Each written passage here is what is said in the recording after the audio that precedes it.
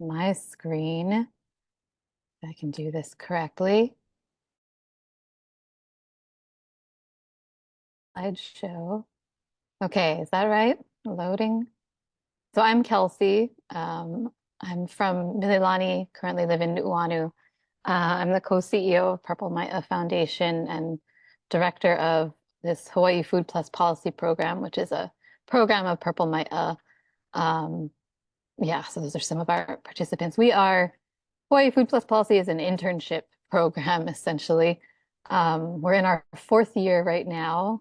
We started off basically providing an internship experience for 9 West Oahu students in the Sustainable Community Food Systems program. And we've since expanded to offer participation to just Hawaii college students generally, graduates and undergraduates. Um, yeah, there's our website, there's our Instagram, check us out.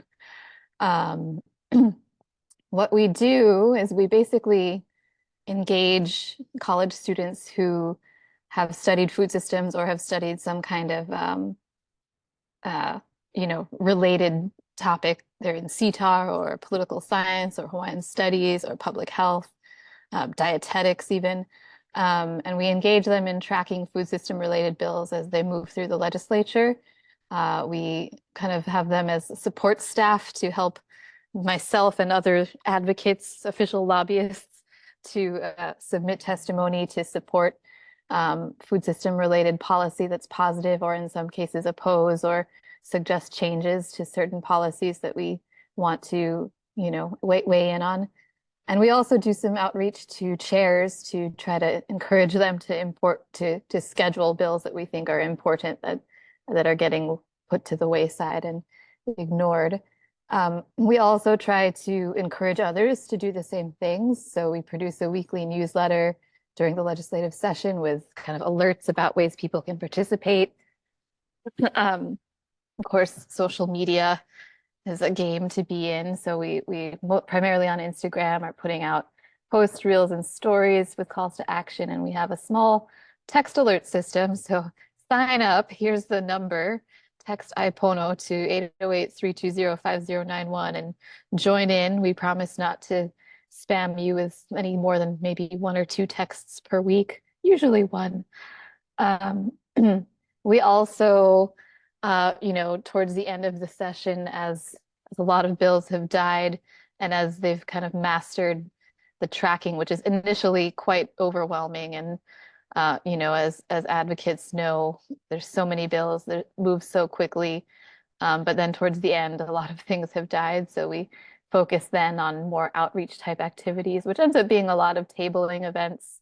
So these are some of the things we've done at the past Onizuka Day with the Boy Scouts, Sustainable Coastlines Beach Cleanup, Ag Day at the Capitol, things like that.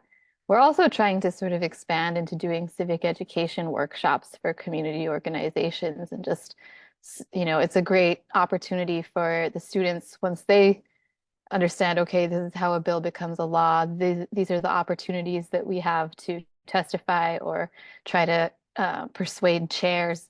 Now they can share that information with other organizations and, spread that, I guess, empowerment or capacity to actually engage with this process that can feel, exclusionary or daunting sometimes to people. Um, we do not we're not a advocacy organization that necessarily leads or has developed particular bills. We kind of more just see what gets introduced and talk with other advocacy organizations to learn what they're focusing on and then focus on that. I think casting that broader net allows for the interns to be engaged in getting to track whatever their interest area is. But we do still try to lay out some of our own priorities, which is kind of more of a values statement or statement of position on certain issues. We started this, I think, in the second year, and every year it's changed slightly as the new crop of participants gets to kind of put it to how they, what they're seeing, what's relevant that year, what's important to them. So this year we have 7. For the first time, we've included increasing civic engagement in younger generations through empowerment and education. I think that's a value that's always been inherent in the program and driving it, but the team actually wanted to put this explicitly as one of our priorities this year, even though it's not, it kind of is beyond the scope of just the food system. Um, Other priorities is increasing opportunities and removing barriers for young people to become farmers, decreasing our dependency on imported food and increasing, local production for local consumption, incentivizing and supporting regenerative and Native Hawaiian traditional farming practices, creating access to healthy, culturally appropriate foods for food insecure communities, farm to school, and then supporting policies that generally serve the health and wellness of our people and environment, and economy. Excuse me. I won't go too much into like all the bills that are related to our priorities, but just uh, in light of those first two, right? The civic engagement education for youth and young people being able to farm. I wanted to highlight two dead bills that were introduced and active this year. Can't do much about them now, but the Farmer Succession Program I know has been introduced for several years in a row now, has been something that HFUU has championed in the past as well. Um, yeah, it would be a pilot program at LCC for younger folks to get mentored and get connected with older farmers and enter into we kind of all know the statistic about our aging farming population. And then there was this interesting public access room outreach and engagement program for primary, secondary, post-secondary, and community education that would have required the public access room, which is a wonderful resource for anybody trying to navigate the legislature and learn what's going on. Would have required them anyway to work with the DOE and University of Hawaii, but that has also died. But we were happy to see those introduced and hope to support them in future years. Um, Another thing that we do is participate in and support the annual Hawaii Food Systems Summit at UH West Oahu. Um, I like to think that we had some some influence on the summit becoming a thing that's happened for the last 2 years now. We used to do an event called the Food Policy Landscape Update to kind of get folks together pre-session and talk about, okay, this is what's coming up. Um, so what I was asked to do and what I will do for the rest of this presentation is kind of talk about the priorities that came out of the Food Systems Summit, and bills related to those top priorities that we've been tracking. So yeah, this summit happened in December. It was cool. You can watch it online if you missed it and if you want to go check that out. It's primarily it's led and organized by the group Transforming Hawaii's Food System Together, which you can Google them and look them up. So the top 5 policy areas of importance that participants at the Food Systems Summit ranked and participated in ranking are expanding farm to school, supporting indigenous and traditional agricultural practices, increasing food system resilience and disaster preparedness, securing permanent funding for DBUCs, and universal free school meals. Those are the top 5. And you can check out this bit.ly link, which has a number of tabs in it, including all the bills that Food Plus is tracking this year. But if you kind of look to the right, there's a tab that lists all the policy areas that were discussed at the summit and how the ranking came out. But these are the top 5 I'm going to focus on. I'll say, hopefully this is all good. I feel like a proud program director. I was literally able to message a bunch of my interns' teams this morning and say, okay, what's still alive relating to these topics? And somebody responded to miraculously to all of them. So hopefully this is as up to date as it can be. Yeah, proud of them, proud of us. But on farm to school, so as Anne and others noted, there's a number of folks in the audience that are actually like the subject matter experts and the longtime advocates in this area, so might know more than me about it. But I'll just highlight that in 2021, Act 175 passed. It was a mandate that the DOE source 30% of its school food locally by 2030. And so the question now is just how do we help the DOE to meet that goal, actually? Some bills that are crossing over are HB 2620 and HB 2083. So 2620 seems to be something that is going to sort of lessen the procurement requirements that the DOE has to go through for purchases under 100,000 and kind of bring them to um, parity with other state departments that have similar kind of rules. So that seems like a help. And we're happy to see that that's been moving along. And HB 2083 is a bill that would make the DOE create a recognition program to give rewards or other incentives to schools that develop a plan to meet their 2023 30% farm to school goal. It also establishes a pilot plant-based meal program at Mililani High School, which is something new this year that I haven't seen in previous years. Um, so those are still alive, and we're excited that they're moving forward. Will the Senate be as enthusiastic as the House was? That's what we will find out after this bill crosses over. The second priority from the summit was supporting Indigenous and traditional agricultural practices. I would definitely count kalo farming and support for kalo farmers as in this category, but I haven't seen too much policy related to that this year. It's kind of the fish pond policy has sort of, I think, been picking up and gaining traction in the last few years, which is really nice to see. A bill that will be crossing over, SB 2329, appropriates money for mullet hua production and fish pond stock enhancement, creates some new positions. And this is kind of building on work with a hatchery program at Waianae High School that was a bill that passed a year or two back, I think. A similar bill is maybe about to die because it needs to be heard by WAM like today, and it hasn't been scheduled. It similarly would appropriate funds to support DLNR in restoring and restoring and restocking fish ponds, fingerlings, limu, etc.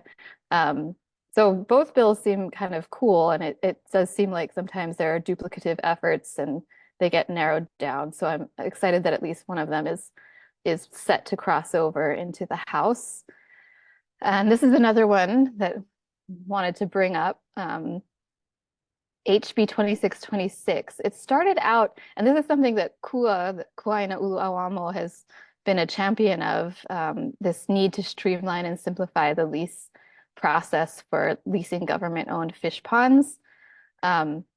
Interesting. I would like to go back and watch the video recording of the Water and Land Committee meeting where this happened, but it started off with this focus on leases and then changed into this draft HD1 draft version that now is not so much about leases, but it's about when there is a lease, the board has to have the applicant provide a management plan demonstrating use and knowledge of traditional Native Hawaiian practices, which is pretty cool. And looking at the testimony, KUA supports that as well. So, so slight change there. I'm not quite sure why, but interesting nonetheless, and kind of a big step to require and call out that kind of traditional ecological knowledge in that way. Increasing food system resilience and disaster preparedness. This came in third at the summit.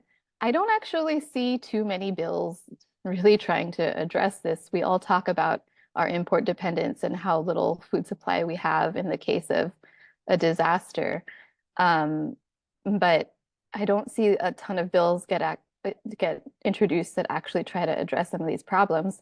And the only one that I think really kind of did this year was SB 3244, which is dead for sure. It would have taxed petroleum and fossil fuel usage and put that money towards building resilience hubs that would have included having some food supplies and other types of supplies and preparations for natural disasters. Okay, fourth from the summit was securing permanent funding for the Bucks. It looks like there were several bills related to this. It looks like HB 2771 does is set to cross over into the Senate, which is good. There were some others that got through their first committees, but were not scheduled or need to be scheduled today or something for the Ways and Means or Finance Committee, and they have not been. For those who don't know, the Bucks is a double up food bucks program that many states have, in which the state provides a dollar for dollar match to SNAP recipients who purchase certain locally grown vegetables and proteins at participating retailers. It's been successful. It's like a triple impact in terms of supporting the economy, improving people's access and health outcomes, and supporting local farmers. So it's really something that ought to be funded and hopefully will be this year. And then last, or fifth anyway, on the list was universal free school meals. It looks like this bill is crossing over this year, which is great. There were several bills about universal free school meals last year that died, I think, fairly early, but HB 1775 seems poised to cross over, which would be both breakfast and lunch provided free at all schools. The first, the Finn hearing, which just happened last week, had 158 pages of testimony. It looked like all of it was in support, so that's great organizing, whoever is driving that. Maybe it's Appleseed, who's on the call. The only sort of, I didn't read through all of it, but the only, not even opposition comment, but Superintendent of Education Hayashi in his testimony quoted these numbers as what that would cost. So I don't know if that's disputed or what, but that's what folks are contemplating. The bill itself doesn't state yet how much it would appropriate, but I'm sure that's going to be part of the consideration as the bill moves forward into the Senate and maybe makes it to conference committee, and this kind of thing has to be agreed upon and committed to. So we'll see how that goes. It's exciting. And that kind of concludes what I had to share. I may be a little bit early, actually. But just to reiterate, these are, we're all about trying to get people involved in various ways, sign up for our text alerts or follow a number of these organizations listed here to get updates about what's happening throughout the session. It can be very, very frustrating and difficult that the amount of time to testify is like 24 hours, and you've got your busy work day and your life that you're trying to lead. But that's what we're out encouraging people to do. It's been a pleasure doing the Food Plus Policy program because, policy can be something that feels, so I don't know, thinking back on my own education in grad school, the